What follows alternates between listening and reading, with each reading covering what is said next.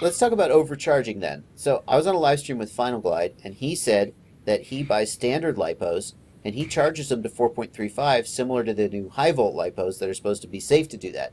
What's the effect of charging a standard lipo to 4.35? Okay, so we talked about that, and my initial reaction was bad. It's not good for the battery. It's Why is going it? to cause a bunch of damage. Okay. I did a little bit. I went back because I spoke off the hip a little bit Sure. there. So I wanted to do a little bit of due diligence and do some research. Now, I would not recommend to anybody to charge any lithium battery over 4.2 volts. Right. And for the record, neither would I. And if you're thinking of suing him, neither does Final Glide. No, he doesn't recommend it He either. said that he did it. He didn't recommend Yeah, that you do it. And I'd like right. everyone who burns their house down to keep that in mind. Yeah, So and go it's like ahead now. people who put nitro, who Yeah. put NOS Yeah. systems in their Yeah. Civics. Yeah. But it works, and if you know what you're doing, if you know how to So care for your battery, what's the if that's what he's getting, what's the he's overloading the battery a little bit. is it does it damage the battery? Yes, at 4.35, you're not hitting quite. Again, wish I knew the chemistry of our batteries because that really matters.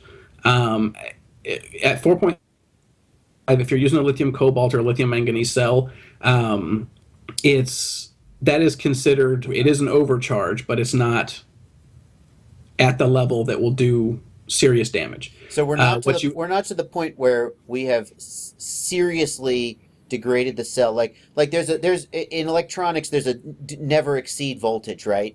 And it's Yeah, like it might be rated up to 19 volts, but if you hit 24 volts, that's it. It's done. Never exceed, not yeah. even for 1 microsecond. And so these batteries, you're saying that 4.35 is not at the seriously no never No, level. and he's using quality cells. Probably. I Who I knows? doubt he's buying Trust Fire or whatever. Well, no, Like I was saying this. all of these come from, of course, various, Luminaire, uh, various manufacturers. Yeah, So and they're like all RC cells. Some of them we're might be, snobby. yeah. So and he's going to be snobby as well. If he picks up a battery and it Well, performs poorly, he probably he'll doesn't know. have to buy junk batteries because probably people are happy to send him batteries, but who knows? Yeah. So you're saying that you don't inherently think that charging a standard lipo to 4.35 is just immediately like blow your face off dangerous. Do you think it shortens the battery life? I mean, it must, right? Why don't we do it? I think he shortens the battery life more than his charging patterns. Oh, by abusing the batteries with Yeah. his throttle, which The you're way he saying, yeah yeah, the way he flies, yeah, like the lithium cells were designed to be long-lived batteries. right, They're designed to have 300 cycles. right, Um, right. There's one more thing you talked about though that I think we haven't touched on that I think was interesting, which is you talked about the way the manufacturers form the solid electrolyte interface, the yes. SEI. That was really interesting to me. I'd like to hear you talk more about that because I wasn't aware of that. So Okay. what is the SEI and how do manufacturers The, form it? okay. So the SEI is going to be it's a layer that builds up on the anode of inside the battery. It's called the solid electrolyte interface or SEI. Yep. Um, it has it's insulating, so it does create resistance, but it has good ionic conductivity, which is the difference between electrical conductivity and ionic conductivity. Electrical conductivity is all about one electron bouncing from valence shell to valence shell, Uh-huh. and ionic conductivity just means something The complicated. lithium ions can sort of Yeah, flow through it. the positively charged particles have no trouble, but Interesting. it's not. So it doesn't affect the function of the battery to have that layer in there. It does slightly lower the capacity because again it's on the anode, so when you're charging the battery it's taking up space for that ions would normally take up, Hmm. but it also protects the battery. Okay. So and it reduces scavenging from the anode. It reduces those little stalactites that have a technical name that's completely slipped my mind, that form where ions stack on one another and weld. It reduces the ability for ions to flow so freely Hmm. that they overload the internal structure of the battery. Okay. That layer, if anybody wants to burn that layer off, they might as well just chuck their battery. That layer Well, is like the thing that okay. makes a good lipo a good lipo. Okay. So the layer is there are a lot of technical details about exactly what it does and why it's there, but the formation of the solid electrolyte interface is very important. The structure of it is very important to a good battery. How do manufacturers form it? Depends on the manufacturer, and not a single one of them will tell me. Well, the general process, I think you said, is that they charge and discharge the battery. So that you've got the cell. The cell has been sort of created, but it hasn't been finished by the formation of the SEI. And then it's physically structured. This is conditioning. This is formatting, priming, and breaking in your battery. It's done at the factory. If it's not, never buy a battery from those guys again, because they're selling you little brick bombs. So they charge and they discharge the battery at very precise rates and temperatures, and that's all very proprietary because it's so important to the quality of the battery. Just like microprocessors, people who are making little teeny tiny chips, and they have to get the silicon to build up just right and get the blah. Like people have identified through lots of testing what to do as far as, okay, if I charge it this much, it deposits this much lithium. If I charge it this much and then keep it here and then hold it here. Right. So they do float charges. They keep it at elevated temperatures and then long rests. I mean, you're talking like, when the batteries come off out of the little thing that makes them physically, you've got a physical cell. It makes the little sandwich of the cathode, the electrolyte, and the anode. Then it goes into what can be weeks worth of a computerized charge, discharge, temperature changing. Like it's complicated. I've seen some information about it in a general term, and it's just really complicated. There's a lot going on. So this was interesting to me because you said, I mean, this is where some people. Here's what I think about break-in. I think people who think batteries need to be broken in are remembering or have been fed information from the days of nickel batteries, which did in fact need to be broken in, if I remember correctly. Which was technically formatting or priming. You were priming or formatting the batteries.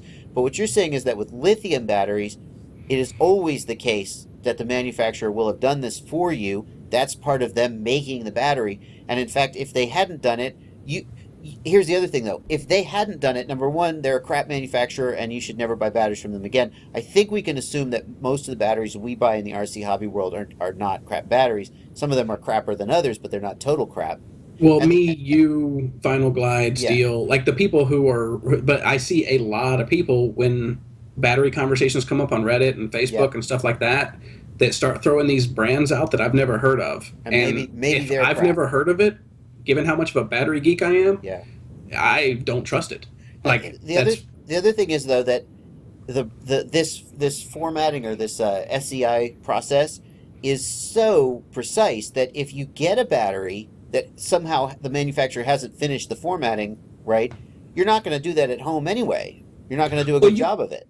You kind of are. Okay, so to get a good battery, you have a precise formatting process. And it's just like lead acids and all the other batteries. What you're doing is you're taking that cathode and you're making it optimal for performance, for storing ions and releasing ions. And with non-rechargeable batteries, what you're doing is basically think of it as sanding the top and making it nice and even and perfect. Lapping.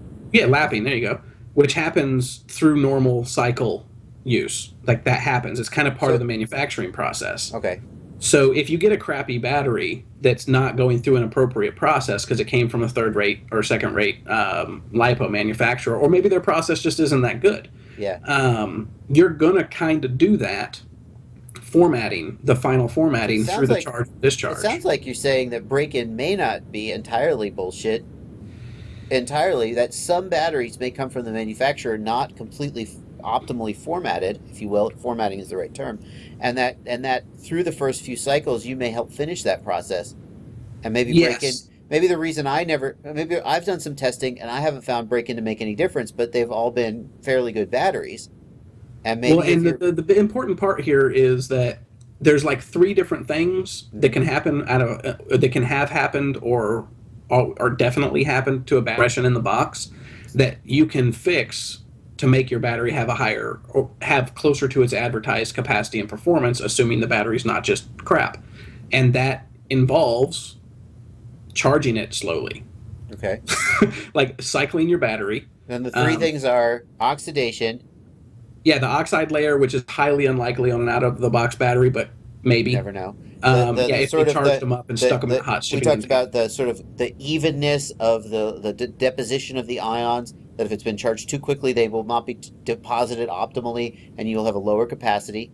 And then So long, here yeah. we're talking about the formation of the SEI. Yeah, and that's Which just the formatting of that, like that the surface structure of your cathode, or anode, sorry. Um, and that's, again, that's just, you're making it optimal for holding ions. okay. So I'm not going to say don't break your battery in. Like, it's not a bad idea to get the battery. Yeah, I wouldn't necessarily say you need to charge it or discharge it first. yeah.